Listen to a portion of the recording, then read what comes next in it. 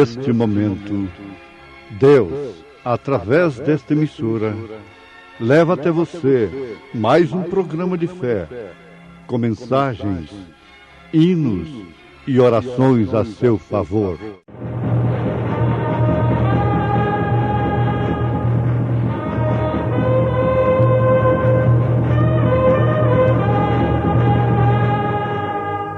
Fé para vencer.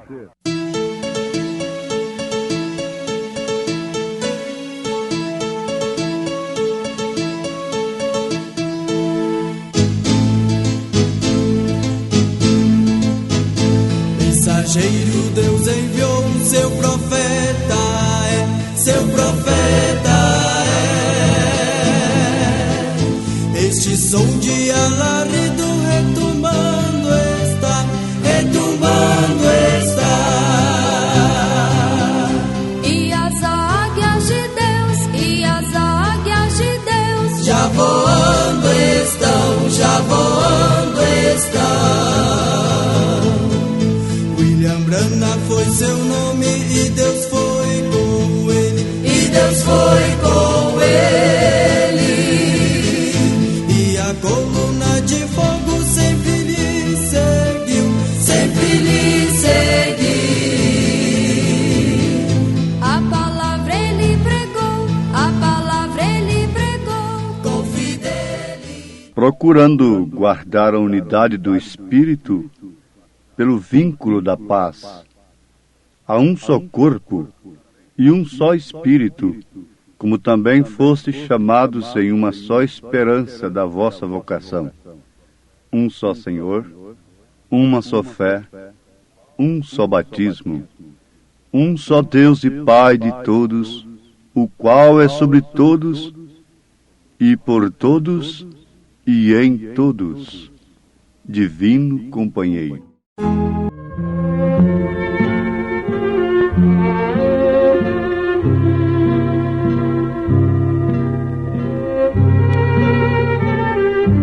Jesus Cristo disse: E conhecereis a verdade, e a verdade vos libertará. Agora, é certo que ele falou isto a homens que julgavam que conheciam a verdade. E, intelectualmente falando, tradicionalmente falando, conheciam mesmo.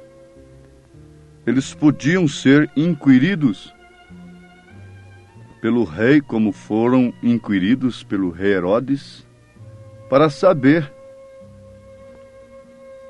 onde deveria nascer o rei dos judeus, o Messias, não é? O rei dos judeus. Eles responderam que seria em Belém de Judá.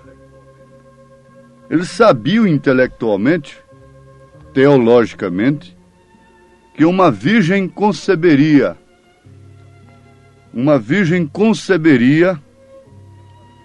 e daria à luz um filho. E este filho, ninguém melhor do que eles sabia que era Jesus Cristo, o Messias. Mas o fato é que a virgem concebeu e deu à luz o filho. E este filho veio e disse para eles: E conhecereis a verdade, e a verdade vos libertará. Ora, quando é que fomos escravos? Ouvintes amados, a necessidade da revelação deveria ser encarada mais do que a necessidade de alimento, de roupa, de petróleo, de dinheiro, de educação, de tudo que se possa pensar aqui na terra. Porque isso se trata do reino de Deus e sua justiça. E Jesus disse: buscar em primeiro lugar o reino de Deus e sua justiça. Depois, então, todas estas outras coisas que vos inquietam, vos causam ansiedade, insônias, tensões, desesperos, lhe serão acrescentadas naturalmente. Mas ninguém pode, de maneira alguma, receber a revelação de Deus, a não ser que tenha sido chamado para isto. Isto não é para quem quer, não é para quem corre, é para quem Deus chama. Diz o próprio Jesus Cristo, diz a própria palavra. É um corpo. Nós devemos pensar no que é um corpo. A igreja não é uma organização. A igreja é um organismo, porque ela é um corpo. E um corpo, naturalmente, é composto de membros, cada membro no seu lugar. O ser humano, a pessoa, está testificando, o homem testifica disto como um organismo vivo. E ele foi criado em imagem e a semelhança de Deus. Mas daqui nós vamos esclarecer aqueles que anelam pela verdade, e a verdade vos libertará. Que nós não podemos definitivamente crer de uma maneira errada e obtermos uma posição correta. Se crermos de uma maneira errada, automaticamente estaremos numa posição errada. Se crermos de uma maneira correta, então automaticamente estaremos numa posição correta. Porque cada membro deve estar em seu corpo. Aqui nós temos de falar um pouquinho sobre a doutrina das três pessoas distintas. Não propriamente a doutrina da Trindade, apesar de ser um termo teológico, extra-bíblico, mas nós podemos aceitar plenamente como a Trindade de Deus, que é um só Deus e Pai de todos, o qual é sobre todos Pai, e por todos Filho, e em todos Espírito Santo. Mas se você crer que são três pessoas distintas, você vai obter um corpo monstro. Isso pode chocar, mas é a verdade. Que tal se nasce uma criança com 3 cabeças, com 3 corpos? Porque se são 3 pessoas, tem que ser 3 personalidades.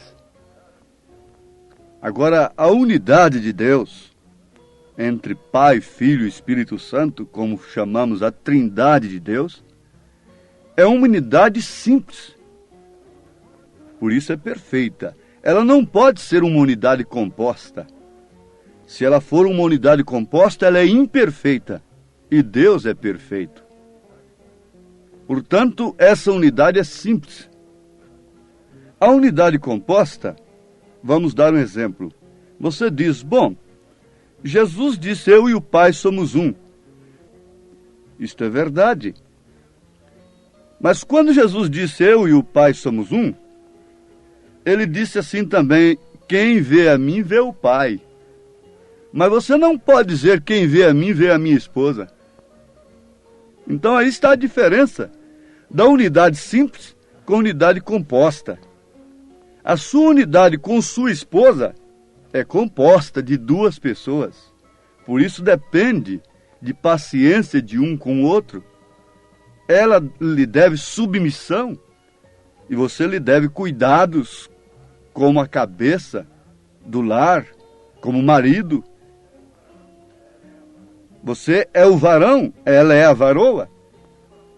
Mas você vai ter que ter paciência com ela e ela ter paciência com você e ser submissa a você. E você não pode dizer, quem vê a mim, vê a minha esposa. Agora Jesus disse, eu e o Pai somos um. E logo em seguida ele diz, quem vê a mim, vê o Pai. Não me tendes visto, Filipe? Há quanto tempo estou convosco? Os sábios só conjugam os pronomes nesta hora, os pronomes de São João 14. Mas se esquecem dos verbos. Há tanto tempo estou convosco, Filipe, e não me tendes visto? Quem vê a mim vê o Pai. São João 14, a partir do verso 6, vocês vão lendo. É necessário que creiamos de uma maneira correta para que estejamos também numa posição correta no corpo de Jesus Cristo. Agora, isso é tão simples, tão maravilhoso. São Paulo, escrevendo aos Efésios, no capítulo 4, diz: rogo-vos, pois eu, o preso do Senhor, que andeis como é digno da vocação com que fostes chamados, com toda a humildade e mansidão, com longanimidade, suportando-vos uns aos outros em amor, porque a unidade aqui é composta, não é? Então depende de suportar um ao outro. Agora eu pergunto, Deus suporta o Filho suporta o Espírito Santo suporta o Filho? São 3 pessoas, não é? O Pai, o Filho e o Espírito Santo, quando foi o Deus Espírito Santo que gerou o Filho. Por obra e graça do Espírito Santo, o Filho foi gerado. Então, esse Deus que é Espírito e Espírito Santo foi quem gerou o Filho. Esse é Pai. E quando nós somos gerados por este mesmo que gerou o Filho, para nascer de mulher, por isto é filho. Quando este Espírito Santo nos gera, então nós nos tornamos filhos de Deus. A Bíblia não nos chama de filhos do Espírito Santo, mas fala que quem gera o Filho de Deus é o Espírito Santo. O Espírito Santo vem e gera um filho, e este filho é filho de Deus, porque o Espírito Santo é Deus. Aleluias! Vocês deviam se exultar, se alegrar, não dizer apenas bem-aventurados os peitos que te amamentaram, o ventre que te trouxe, mas se agarrarem nestas verdades como entre a vida e a morte. Oh, que trindade maravilhosa! Um só Deus e Pai de todos, o qual é sobre todos, Pai, e por todos, Deus conosco, Jesus Cristo, Deus em carne, e em todos, o Espírito Santo na igreja, gerando um corpo, não de 3 cabeças, mas um corpo de uma só cabeça, um corpo perfeito, um corpo sadio, não 3 corpos emendados um no outro, mas um corpo perfeito. Você é trino, você é corpo, alma e espírito, no entanto você não vê no espelho 3 pessoas. Se Deus é trino, você também não pode ver nele 3 pessoas. E fomos criados à sua imagem e semelhança, procurando guardar a unidade do Espírito pelo vínculo da paz. Há um só corpo. Efésios 4:4. Como você diz que há 3? Se há 3 pessoas, então são 3 corpos. Você disse que Jesus é a segunda pessoa. E Jesus mesmo disse, eu sou o primeiro e o último, o alfa e o ômega. Você vai dizer que Jesus é mentiroso? E Jesus disse, quem vê a mim vê o Pai. O Filho unigênito que estava no seio do Pai, este o fez conhecer. São João capítulo 1, verso 18. Há um só corpo e um só Espírito. Ora, ninguém pode ver Espírito. Espírito é invisível. Paulo diz porque Deus é invisível. Mas para o Espírito se manifestar, então se encarnou. Este é filho, nasceu de mulher. Então ele fala com o Pai, se vê em fraqueza, cumpra em mim segundo a tua vontade, seja feita a tua vontade. Ora no túmulo de Lázaro, Pai. Mas quando sai aquela voz, quem é? Lázaro, sai para fora. Quando ele disse, derribai esse templo, e em 3 dias o levantarei. Vejam, na primeira pessoa. Jesus teria que dizer assim, derribai esse templo, e em 3 dias, depois, no 3º dia, o meu Pai, ele me levantará. Mas leiam São João capítulo 2, na purificação do templo. Derribai esse templo, que se tratava do seu corpo, e em 3 dias o levantarei. Ali era o Espírito que estava nele. Por isso as suas palavras, as suas atitudes, mulher, homem, expressam também a qualidade de espírito que está em você. Diga-me a qualidade de música que você se agrada em ouvir, a qualidade de literatura que você se agrada em ler, o tipo de moda que lhe agrada, o tipo de pessoa que lhe agrada a companhia, o tipo de evangelho que lhe agrada ouvir, e eu, sem nenhuma dúvida, lhe direi qual a qualidade de espírito que você tem. Há um só corpo e um só espírito. Como também fosse chamados em uma só esperança da vossa vocação. Tem que ser um só, porque caso contrário não haverá perfeição.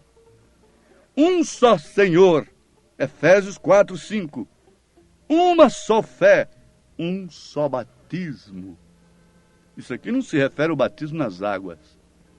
Isso aqui se refere a um só batismo no Espírito Santo. Batismo do Espírito Santo. O que nos introduz verdadeiramente, genuinamente neste corpo, nos levando para a nossa posição correta. A ciência diz e comprova que se você aplica as células dos rins num corpo, aquelas células procurarão naturalmente os rins, porque elas são células de rins.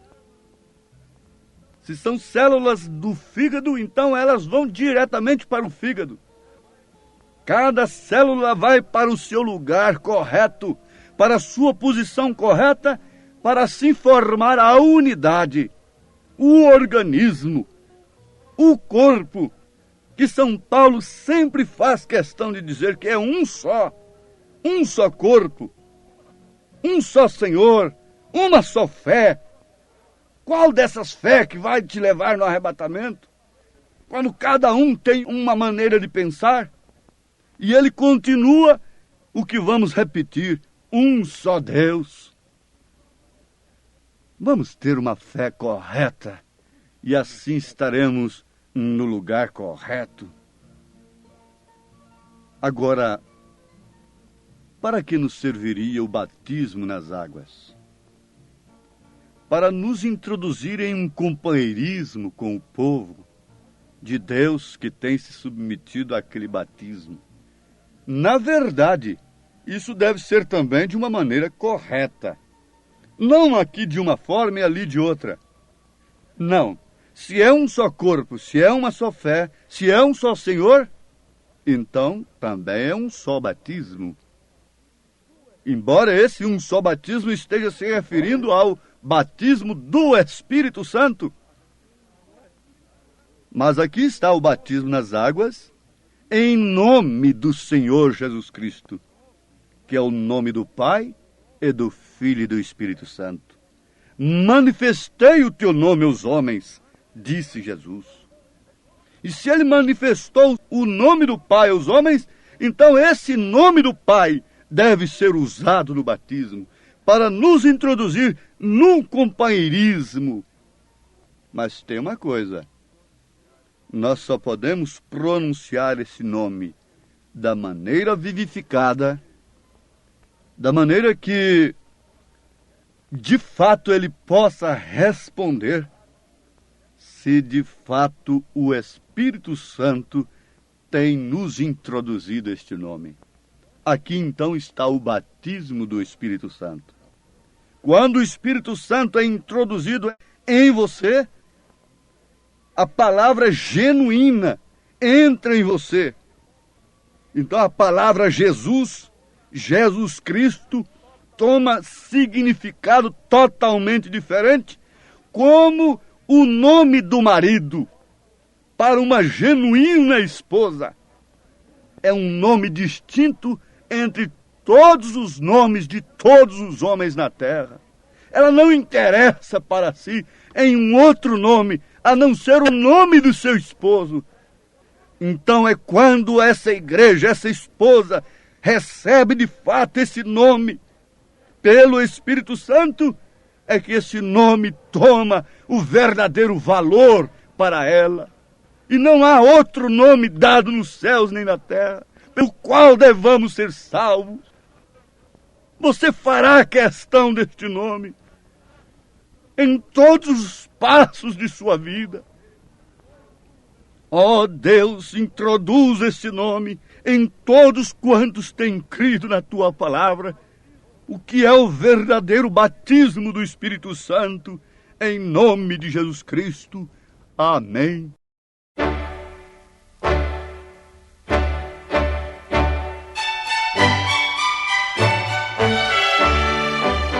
Ouvintes, escreva-nos pela caixa postal de número 15.020, 15020, CEP 74.501-970, Goiânia, Goiás.